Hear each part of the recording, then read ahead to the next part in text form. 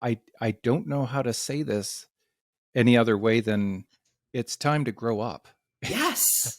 Right? It's time to Yes. grow up. Where are the leaders? Where are the people who are running the show here? The power of our democracy.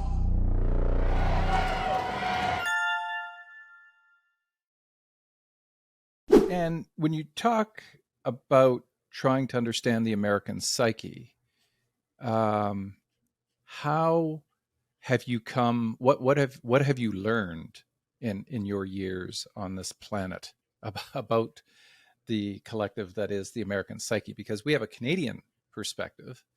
It'd be interesting to hear. I'm sure you do. Yeah, you being immersed in it. Um, as John Stewart would say, go on, do tell us a bit about Yeah. the American psyche. Yeah. Well, I think I would first talk about my approach. As I approach the personal psyche, I also approach the collective psyche. So there's definitely a shadow element to the American psyche. And that has pretty much the last 6 years come out of the cracks of Earth. So the American psyche is complicated, as we all know, because here we have this Declaration of Independence and this Constitution that holds that speaks out loud Enlightenment ideals, while at the very same time, during that time, uh, there was no way we were living into those ideals. They are ideals, and so I think there's, a lot of reckoning that needs to happen in this country around the genocide and the enslavement of people in order to build our economy and to build our wealth. And the whole idea of, there's always a tension between property over people or people over property. Those are kind of the two sides of the political spectrum. And we need both. We live in a capitalistic society for now, and we need to take care of our people.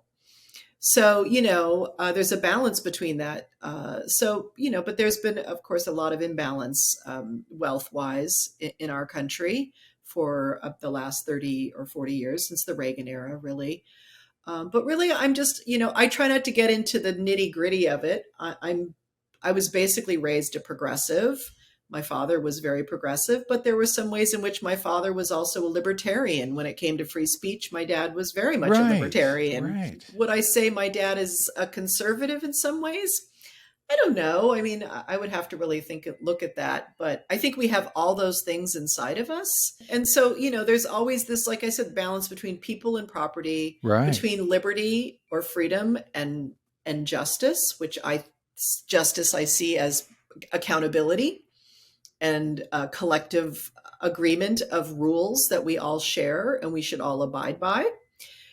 So these things are always in tension. And but I do see that the American psyche is definitely built on this archetypal mythological energy of the rugged individualist. Go west, young man. That this ever expanding growth and progress, which I think in some ways for all of humans, it's something we all. I mean, I talked about my interest in the evolution of consciousness. I think we're all interested in progress and growth, but I think at the same time, when you look at the natural world, evolution and progress and growth moves very, very slowly, so that everything can adjust and recalibrate itself inside of its niche and take, whatever its part is in the next evolution. And of course, there were times when the planet had some major, very fast changes, but I think the human mind is incredibly expansive, but the material world isn't necessarily. And so I really find America is coming to terms with that. I think after 250, 275 years of incredible expansion and leaps and bounds, I think we're having to step into its adulthood and move out of its Exactly. adolescent Yeah. phase. Yeah. So Yeah, that's my overall take on it for sure. Yeah, I tend to agree with you there. I think uh, I don't know how to say this any other way than it's time to grow up, Yes. right? It's time to Yes. grow up. Where are the leaders? Where are the people who are running the show here? Why do we feel? I don't know if you feel it, but why is there a sense of the country has left the gate open and we're kind of on our own here trying to figure this out? Where are the actual leaders now? It just feels like there's a void, that something is missing. Maybe Trump did it. I don't know. Yeah, I think it's always a combination of things, but I think definitely um, the fact that the country even entertained him as a serious leader candidate says a lot about kind of the unconscious, what were the needs of those people versus what were really the needs of the collective. And I think it, part of me thinks it's a very much a personal revenge story from our culture, and that these people, I hate that term, but the people who were intrigued by him burning it all down or taking the establishment down had felt so left on the side of the road by the mainstream and the establishment for 30 years that I think it was an enormous temper tantrum, and they found the perfect leader to embody that and to give a huge signal to the mainstream, whether it's media or institutions. And of course, the problem with that is that then all institutions are under fire and all institutions are being threatened when you do need some of them to keep a society going. You cannot burn it all down. No. I just watched a great podcast with Penn Jillette Oh yeah. and the editor in chief of Reason magazine. Hmm. I don't know if you've seen that one, where Penn talks about his transformation since COVID and Trump, Hmm.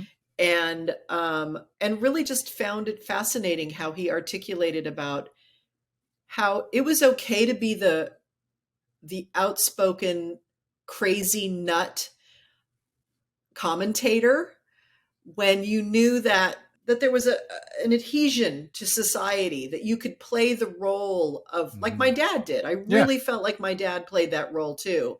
Like, throw the bomb, drop the mic, wake people up, but then you don't have any responsibility. Penn didn't have to be a leader. My dad didn't have to be a leader. They were playing their role, as Abby Hoffman played his role in the Exactly. 60s. Exactly.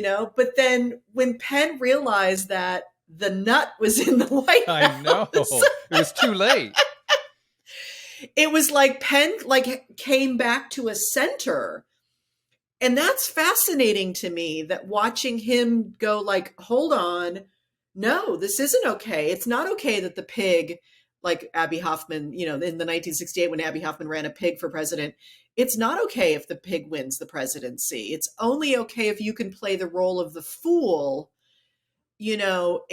speaking to power in that way. But when the fool himself becomes the president, whoo, we're in trouble.